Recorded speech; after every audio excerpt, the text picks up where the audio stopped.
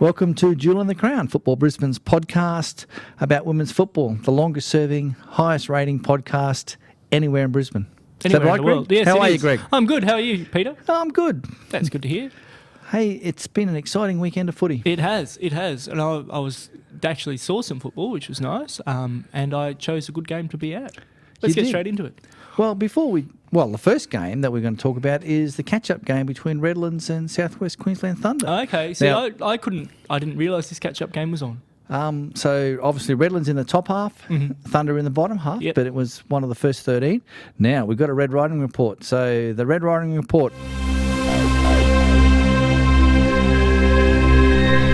Redlands dominated possession throughout the game and had more shots on goal than Southwest Queensland Thunder, but simply failed to put the ball in the net. Southwest Queensland Thunder's first goal was an own goal by one of the Redland girls after scrambling defence in the goal mouth when the initial goal shot was deflected. It was hard to see exactly what happened with a number of players in the goal box. Thunder's second goal was the result of mistakes on part of Redlands rather than a goal opportunity created by them. Our defence was put under pressure from a goal return and we were unable to clear it from the goal box area, so made it fairly easy goal for Thunder. All right, so two goals here to Thunder then. Yep. Thunder had a couple of players that were quick to seize opportunities with their speed, but overall it was a different game to Redlands' previous game against them, and as a team they did not have as much ball or many goal opportunities. The final result was Southwest Queensland 2, Redlands 1. It was not the best game by Redlands, but the score is not an accurate reflection of the game. Now, Nillian and Valadon scored for Redlands in that game. So a 2-1 result to Thunder, which does them well for the bottom half. Yes. And severely dints Redlands for the top half. The table's a bit of a mess at the moment. I didn't know that game was on, and the system's just being silly, and we'll talk about that in a minute. So I'm not exactly sure if we'll compare our tables when the time comes. But yeah, that's a bit of a blow, that's for sure. Well, it keeps Redlands in the hunt for the 4, but that was probably a game that they should have won. You would think they should have won, but Thunder's beaten them before. Yeah, Thunder beat them in the Cup. And so, Thunder is the only team from the bottom half to beat anyone in the top half. They've beaten Easts. Sorry, they drew with Easts. They beat Redlands and they beat someone else. Fire, yeah. Up at Sunshine Coast as well. That's right. So, wow, very impressive. Yep.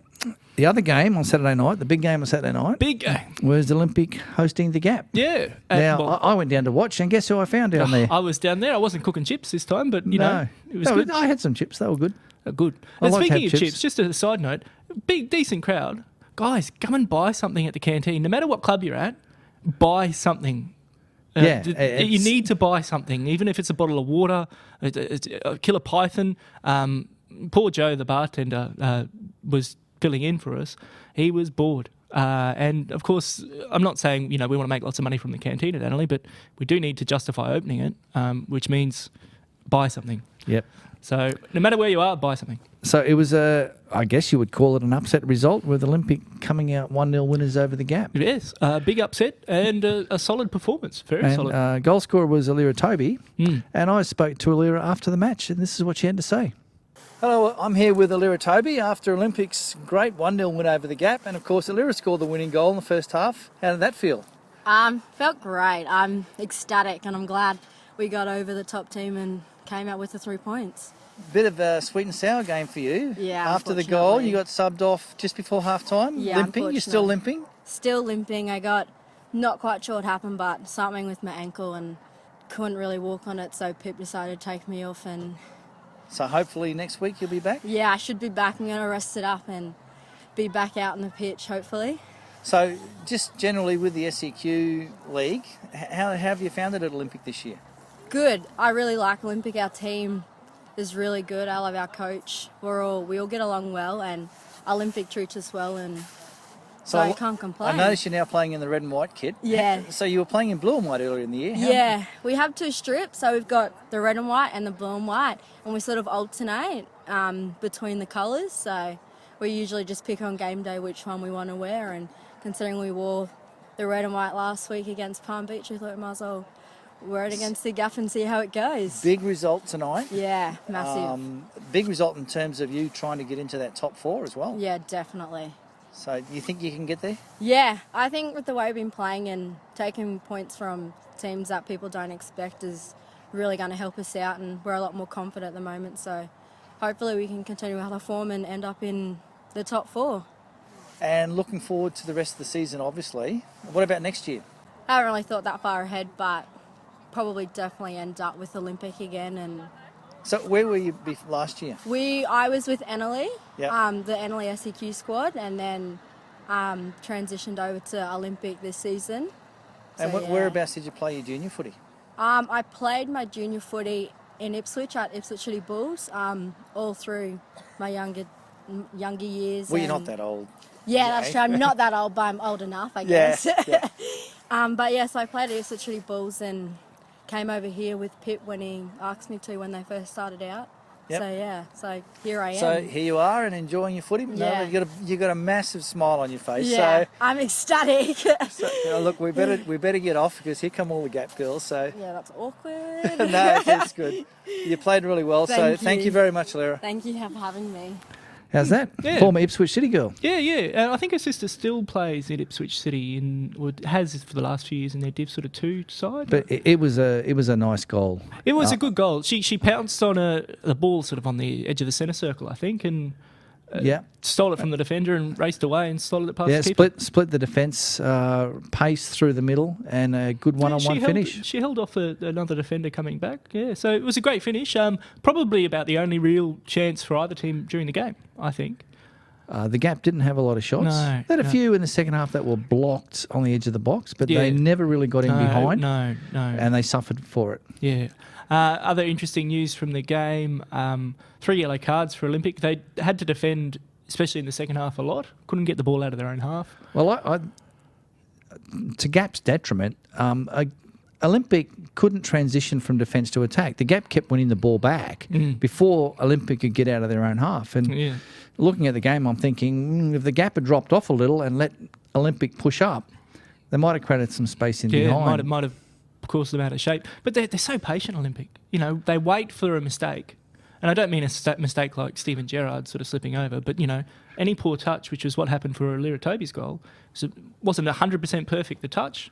Bam, there's a defender there to capitalise on those little mistakes. And I understand that Gap would have been disappointed, and Olympic were pretty much camped in their box. At one point, I think their back four was basically defending on the penalty spot, not the 18-yard line. They were getting pushed further and further back. They were. But the Gap didn't get into the box often. No, it was kept outside. Yeah. And I guess a few weeks ago, Rob said you've got to play the game that's in front of you. And when he was talking about the Mitchie game, and I think they struggled to break Olympic down. Yeah, it was going to take something special. There wasn't. They needed someone, a Hannah Beard, say. Yeah, a Hannah Beard running at players. 3 players on yellow cards for Olympic. They weren't overly serious tackles. I think they just accumulated the yellow card during the game, and if they'd kept targeting those players, maybe getting more free kicks. And the other big news is a red card to Beck Price. That was late in the game. Yeah, it was really frustration because the Gap had a free kick maybe 22, 23 metres out from the box. She took the free kick, hit the wall, and basically followed up with a lunge. Yeah, it looked pretty bad. And she's not really an aggressive player that comes in studs up a lot. But it was late, and you know, she wasn't going with 2 feet, but she had both feet off the ground. She did jump at it. We were right behind frustration. It's on the edge of the box, and all of a sudden, not that it made a particular lot of difference to the Gap. They still dominated possession till the end of the game. They just really couldn't get the shots away. They couldn't get in behind. No, but it does make it interesting from Olympics push for the finals. Yes, and it does make it opens the door a little for Palm Beach. Well, Olympic now have beaten all 3 of the top 3. They've beaten the Gap, Palm Beach, and UQ. And they've improved their results from the first round. So they're looking sweet to get in the finals. Yeah, and if they get into the finals, I think... Well, finals footy, anybody's match. Anybody's match, yep, that's true. But anyway, that was a great game to watch. It was a fascinating game and wonderful defending, patient, not tackling defending unless there was a tackle to win. You know, it wasn't 50-50. There was no 50-50 challenges. Very good. I liked it. The other big game, UQ played Palm Beach, or hosted Palm Beach. Mm-hmm. Palm Beach got up 1-0 over UQ. It was 1-0 at half-time, a goal to Ellie Papalexio. Mm-hmm. Now, we did get a report from Otter, and he said he missed the first 15 minutes. Come on, man. You're supposed to be there giving us the report. You don't turn up, yeah? No. Look. Yeah. He said he was playing his own game. Yeah. So he missed the goal. So, I mean, if you're not there at the start, Otter, you're going to miss the good bits. Inevitably. But he did think it was a fairly even game. UQ dominated in patches, but Palm Beach are quick. They took their chances. Did make, UQ were down. He says this every week. He says, we were down players. Well, they were missing. He said the replacements were done a good job. Notably missing were Gemma Noakes, the centre-back powerhouse, he calls her. Powerhouse. Julie Hadzik, the number 10 in midfield. Mm-hmm. And Greta Bodie, the prolific goal scorer on the wing. Now, that would be a big loss. She does score a lot of goals. She does. Granted, Otter. Shannon Boyce, his betrothed, he says. He likes dropping that in, doesn't he? Yeah. Well, good on you. And he did mention that she did play an amazing game, having done a 6-hour endurance race before the game. They did this sort of thing last year too. Some of the players from UQ did. I don't know. One of those things. One of those runs, the Gold Coast Marathon. See, why would you do that to yourself and your team? Run those things and then come and play football. Maybe that's the reason. That's it. You're betrothed. Shouldn't have done that. I don't know. Maybe she just couldn't stop. She's run onto the pitch. Or maybe she's that fit. Well, it's amazing. He did say there was a disappointing aspect to the game was the refereeing and the grapes were very sour, but enough said. So he didn't go into that. So sour grapes, that's fine. At least you recognise it. And he did say Georgia Chapman did get a yellow card for a bit of back chat. Fair enough. So who knows? Referees' performances are up and down, but we're all thankful that they turn up every week. Well, if they only make 3 mistakes a game, that's still probably less than a player makes, really.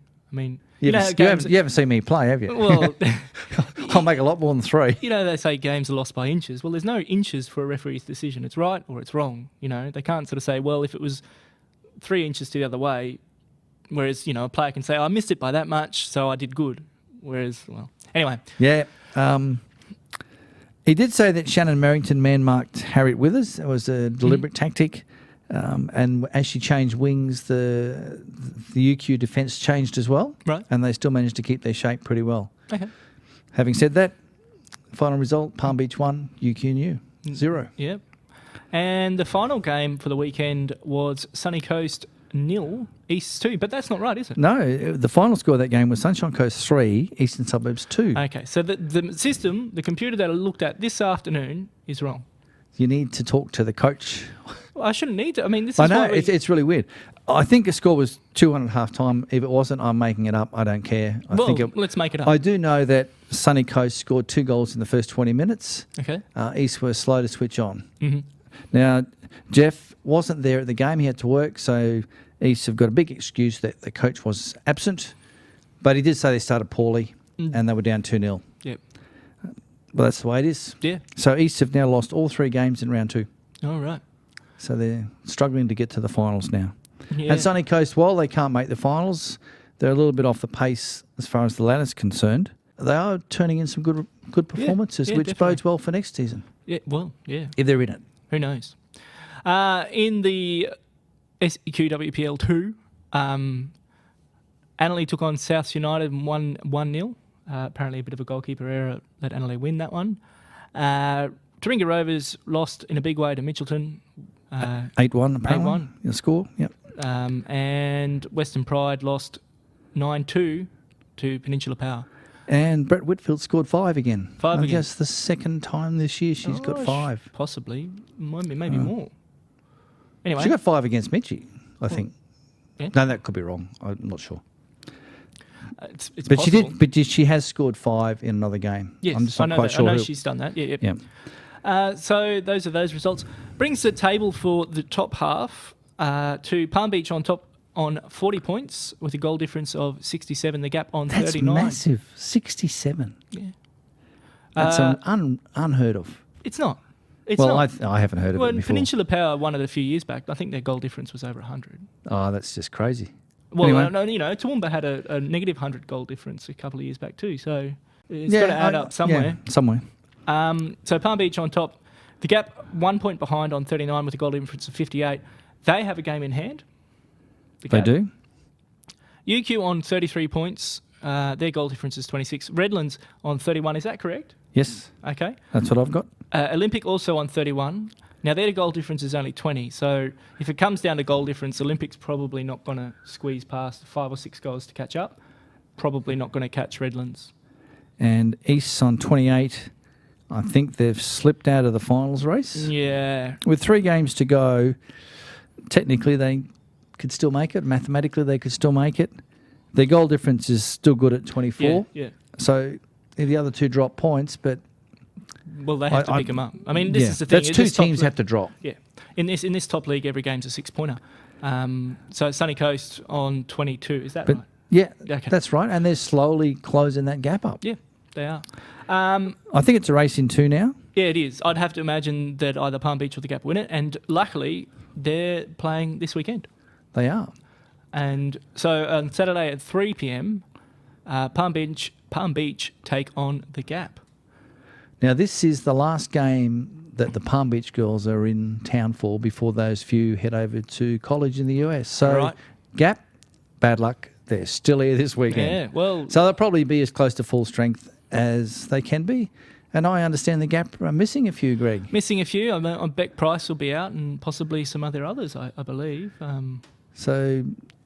They may be a little bit under strength. Is it only the 1 week for Beck Price, do we know? Well, it's an automatic week, and that's probably all it is.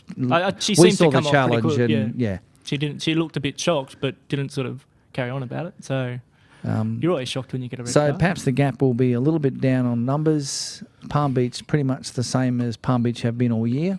Yeah, but this is it. I mean, if you want to be the top, you've got to win all games. You can't just say, with our best team, we would have won the league. Well, sorry, that's not what a league's about. You've got to win it with the team you've got every week. Well, that's why you have squads.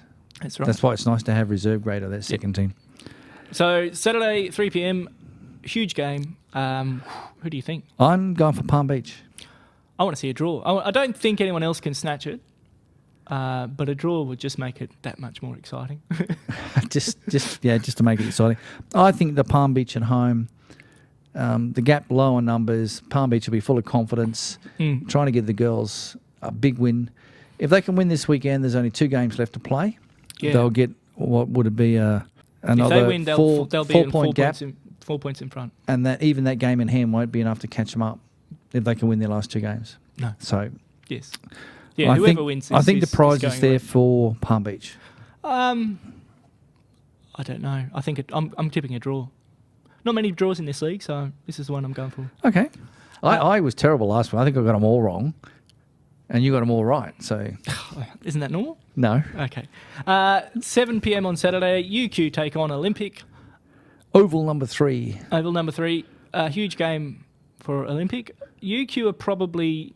Well, they need at least 1 more win, I would imagine, and they'll be certain of a top 4 finish. They will. And Olympic probably need 2. I mean, if they beat UQ and Redlands, which they still have to play, then they're going to be fine. I think UQ. I think UQ have a way of getting around the back of teams. They've got the players like Georgia Chapman and that can take players on, so they can create problems for Olympic up the centre of defence, as well as get around the outside. So I think they can do perhaps what the Gap didn't do, and beat a player one-on-one on the edge of the box, and all of a sudden they're in behind. And players like Georgia Chapman and Shannon Boys. Julie Hadsick shoot from 25 metres, and they can shoot. And the Gap keeper, while she's a good keeper, has struggled at times to keep...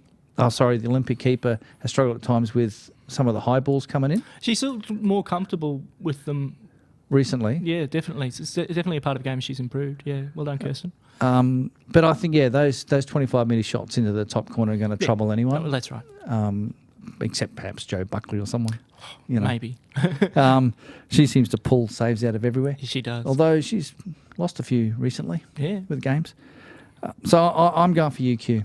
I'm tipping Olympic to keep on trucking. Fair enough. The last game is on Sunday at 4 p.m. Redlands take on Eastern Suburbs. Traditional grudge fixture. It's a nice pitch at Redlands. Redlands have got to be hurting after that. Well, loss. South East's really. Both haven't had the greatest back half here. Redlands have to keep Olympic at bay. Yes, well, and East need to win to catch up. So it's tight. It's just good about this league. It is. Every game now is getting to be really important. It is.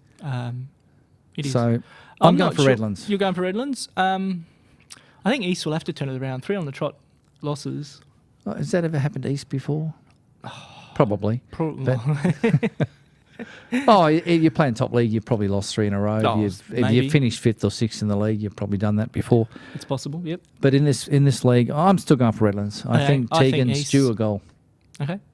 So that's the SEQ WPL one. Now, before we do the 2, speaking of goals, yes, the Golden Boot is interesting still because Britt Whitfield is still on 25 and none of the other leading contenders playing in the top half scored on the weekend. Right. So they're all 6 19. points. 6 goals, sorry. So they're 6 goals behind with 3 games to go. I don't see them catching it. My money's on Britt to take out the Golden Boot. Yeah, well done. And she's still scoring. So. And she's got over 30 goals this year. So why she's not... Well, she should be playing W League again. So yeah. And in the second division, Power take on Souths at AJ Kelly at Saturday at 7. On Sunday at 2 p.m, Thunder take on Mitchie up at Thunder. And on August the 2nd, is it?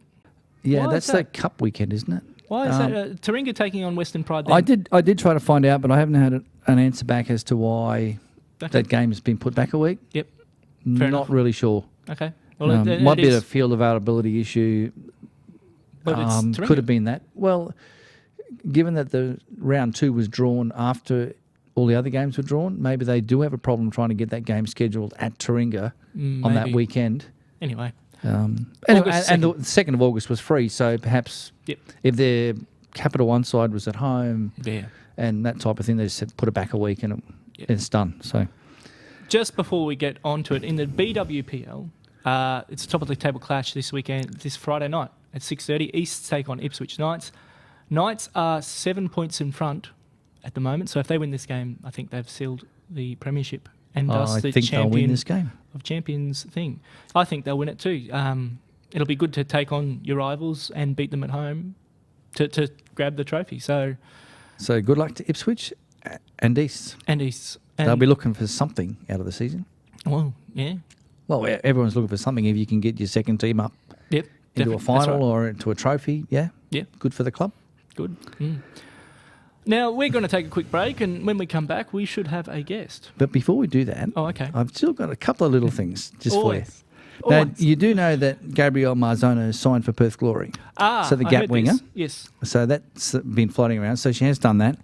So it's starting. It's now starting. The girls are starting to trial at the W League club. So others have trialled and haven't quite been successful. But it's just the start of them. And with the W League starting a little bit earlier, you just wonder whether people like Gabriel will be called into training before the grand final. No, it's possible. It's well, that's assuming the gap. We're in that position, but it's a big assumption. Well, not really. Okay, yeah. So it is starting. It is starting. The players are starting to look at. So congratulations to her to getting a gig at Perth. It's a bit of a hike. I wonder if she must be moving, I guess. Well, they have to go over there. I mean, Jess Dillon went over there last year. Rosie Sutton was over there. That's right. So they get stay with friends, relatives, get a part-time job. It's a big move for the girls to actually have to move states to get a game in the W League. Perth. It's a long way. It doesn't really matter whether you move to Perth or Newcastle, does it? No, I guess not. But still, you've got to go, and you've got to find somewhere to live. You've got to find somewhere to work. That's right. That type of thing. Yeah, tough. So congratulations, and good luck to anyone else trialling with any of the W League clubs. Hopefully one day we'll see some of those. I did hear that the Roar have re-signed, I think, about 18 of the 20 players from last year. Right. So they're pretty much going to have another stable roster. So they're probably not going to get any of our wonderful players from here. No, it's a pity though. It is. And like you say, we'll have a short break, and when we come back, we should have a special guest. Mm-hmm. Hello, I'm Tegan Riding from Redlands United, and you're listening to Jewel in the Crown. Welcome back to Jewel in the Crown. We do have our special guest here, and our special guest is Ben Mannion, who's the Operations Manager for Football Queensland. And Ben's kindly come on, Dr. G, to talk about women's NPL next year. The elite women's competition. Yeah, so we understood there was an elite women's competition committee set up. Ben, so how did this all happen? back when the NPL started, FFA asked us to run a women's program in Queensland, and their preferred method at that particular time was to have a boys and girls program set up under the one club.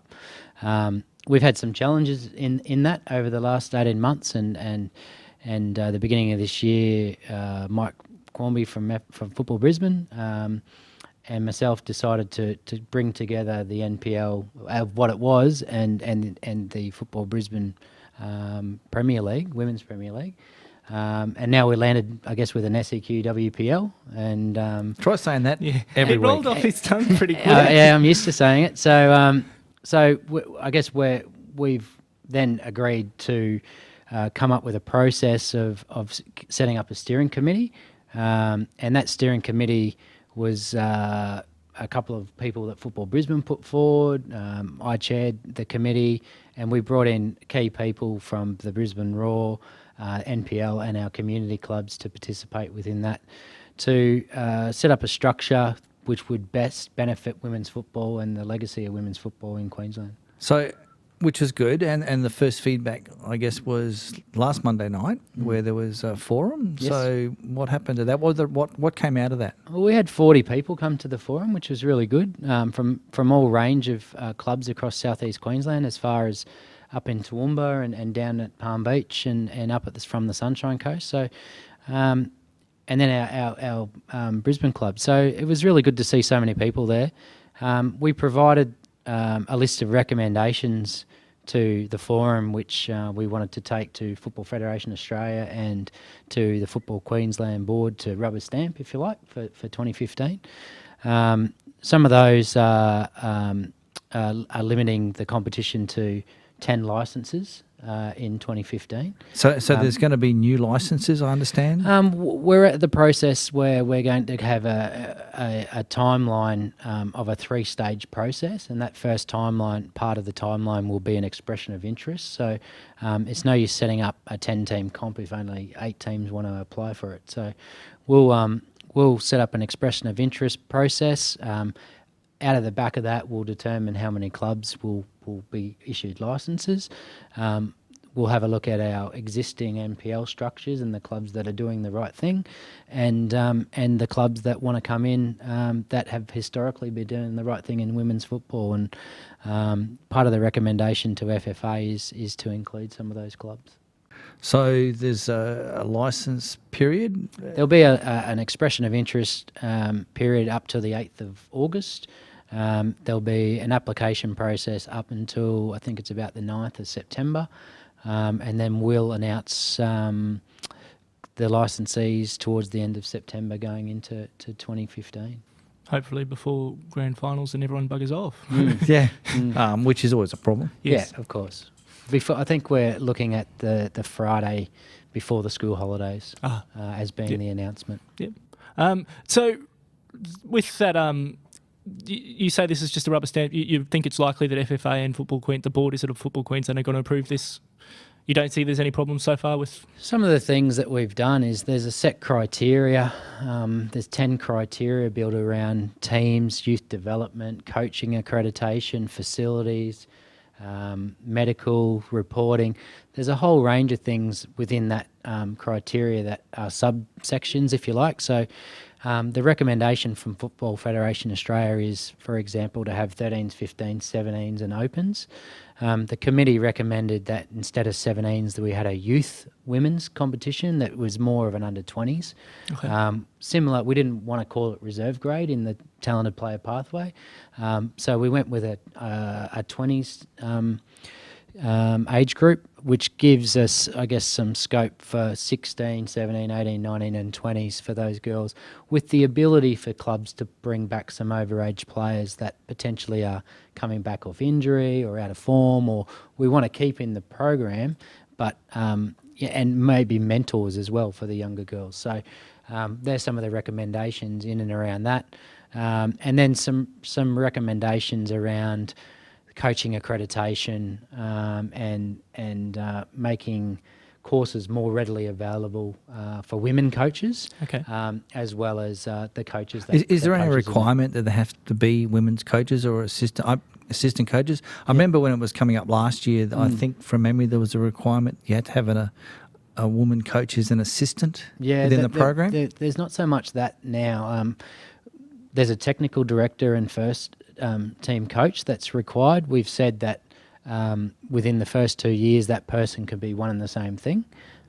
Okay. And so, and must be a minimum of a C licence coach. So, is there a reason for the C licence minimum? Because with the boys NPL or the men, isn't the minimum a B licence? Minimum's a B licence. So right now we've I'm just wondering why the difference? Why not? So people like you can get the gig, Pete. No, it's more so because there's only a limited amount of B licence coaches in Queensland. So we wouldn't, based on the numbers of B licence coaches, we wouldn't get B licence coaches into every club. Okay, so do you think that might change in the future? Absolutely, it is in part of the next 5-year process of getting those coaches up to B licence. Absolutely. Right, so it really is. You have to have a C licence to coach the minimum NPL. C licence, which is an advanced course, as you're probably aware, and we need that to start the process. So we're looking at, say, 10 clubs. Now, are clubs like Palm Beach, the regional clubs, Palm Beach, Thunder, do they still have to express interest, or are they automatically granted? Or no, we will cover off a South East Queensland comp. So ideally, the zones from Gold Coast, Sunshine Coast, and Southwest have indicated that they'd like to participate within it.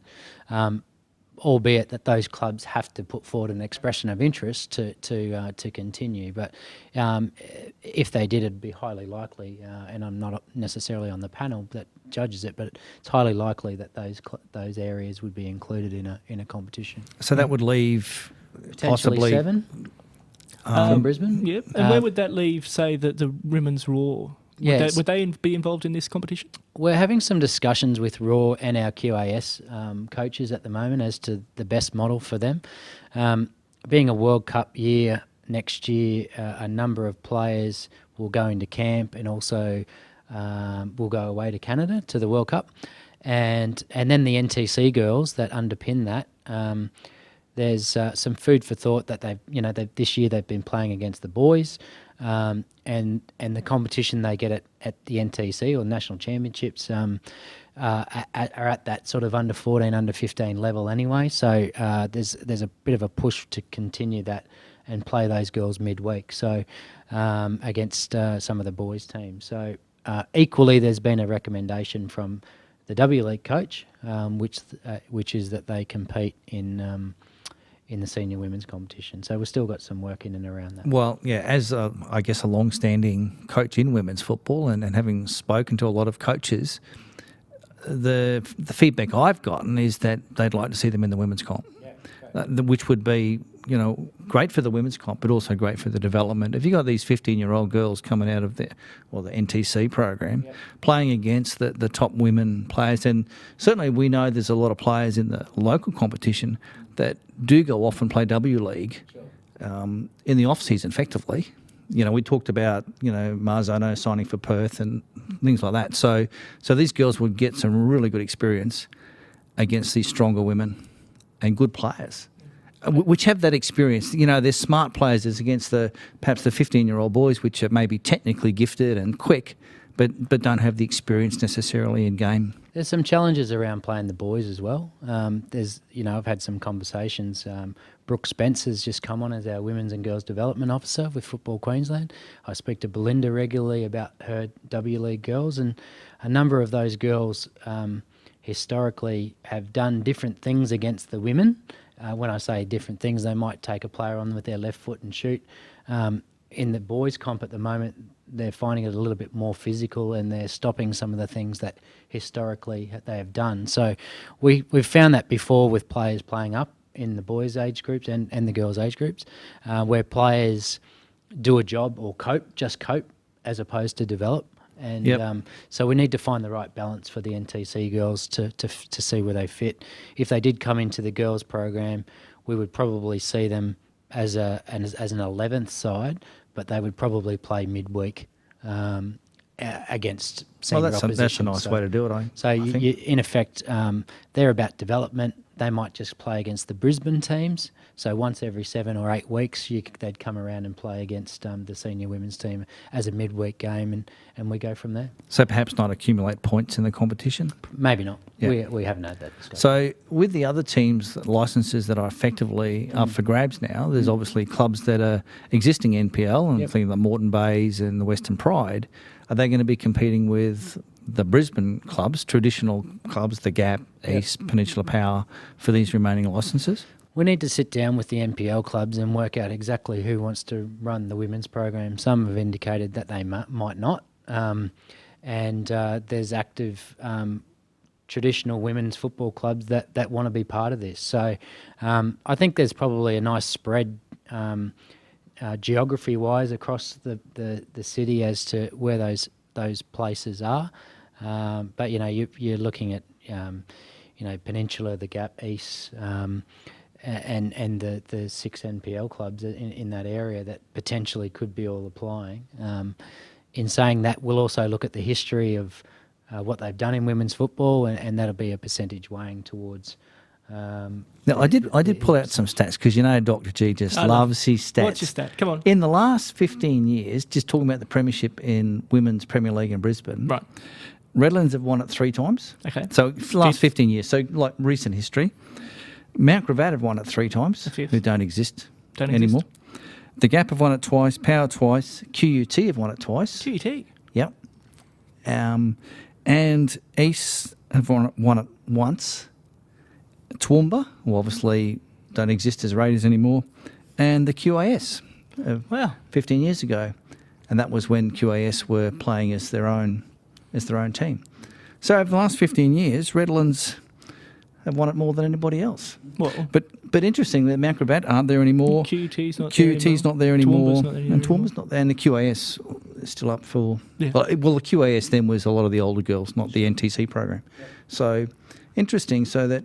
Yeah. Now that's only a really short snippet. Yes. Obviously, you can be quite. If you finish second for 10 years in a row, you're probably a powerhouse in women's football, but you don't show up as a premier. No. So, but like you say, those clubs that you mentioned, like people like Peninsula Power, geographically would be a good fit. I imagine. Geographically, I'm not sure about the rest of the criteria. Pulling through Caboolture. We need to see who applies first from an expression of interest point of view, but all indications suggest that Penn Power would apply.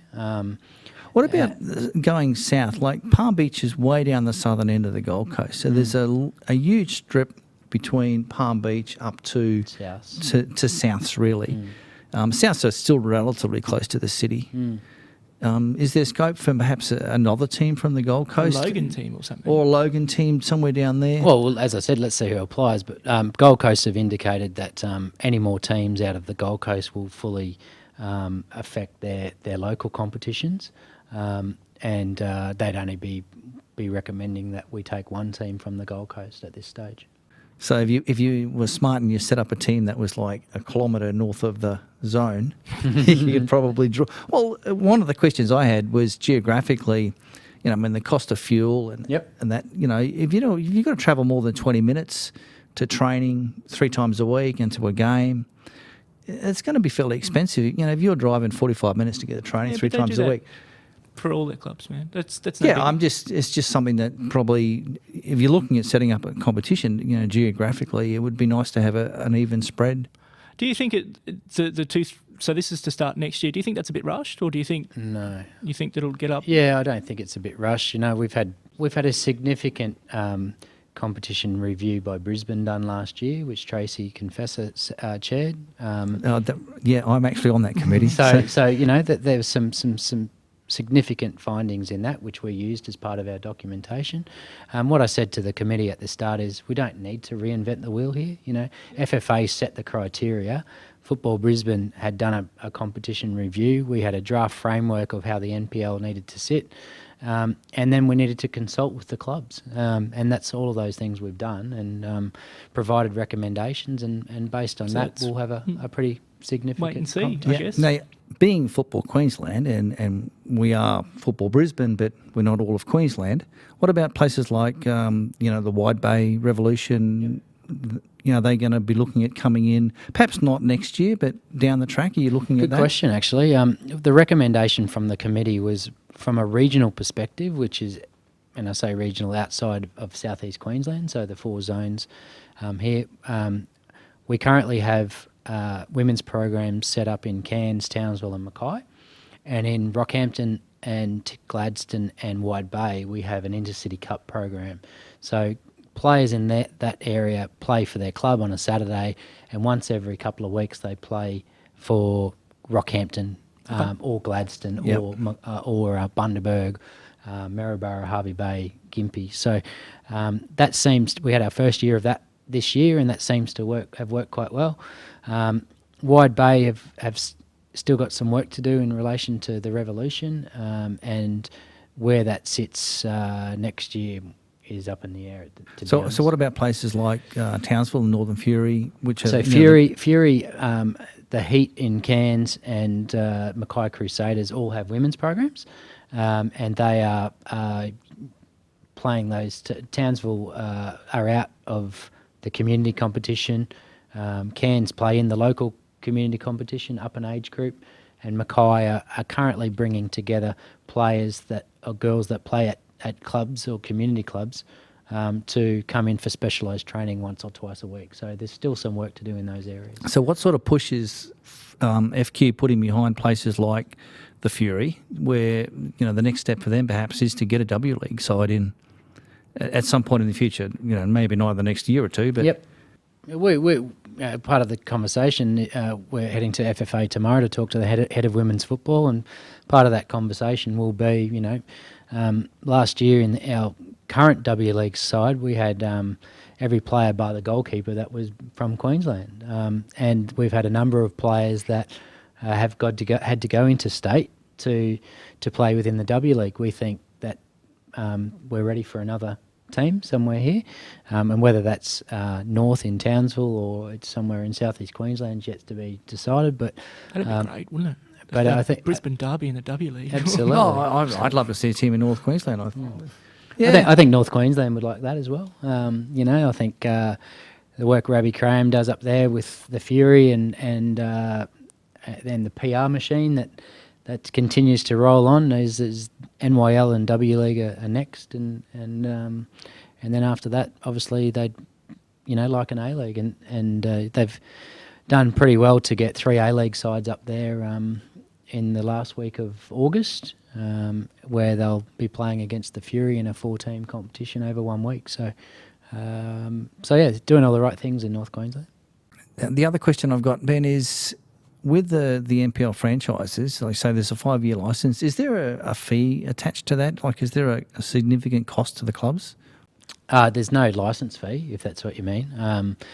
There's some challenges around travel and accommodation, but we've capped that at $10,000 for local clubs in southeast Queensland and $20,000 for regional clubs. So other than that, there's referees' fees and coaches' fees and stuff. Yeah, like the that. regular stuff. Correct. So but no fee that comes to Football Queensland or FFA, other than a comp fee, which is about $23 a player, I think. Yeah. So. Okay. So it's wait and see who applies and see what happens and see who gets it and see who moves. I mean, apart from Checkbook Mitchie, not many people moved last year. So. Now, that's only a rumour that I started, All right? Now, you could talk about Ms. Beard, but she's playing in Sydney now. She is. I'm not good away. But, yeah, I do like to start rumours occasionally. You do. So, okay, so August the 8th is expressions of interest that close, then end of September the decisions will be made, and then sort of another couple of weeks. Okay. So, and this is all going to FFA tomorrow. This week? Tomorrow? Yeah, so I've sent it to them today for them to have a bit of a look at. If they rubber stamp it, it'll go to our board on Friday. And then it's just about getting the documentation out and see what comes back in. So, well, thanks, Ben. So hopefully once all of this is done and we actually do get the licences granted, perhaps you can come back and tell us who they are. Happy to. But before you go, who's going to win the SEQ WPL League this year? Well, mate, I had 15 years at Palm Beach, so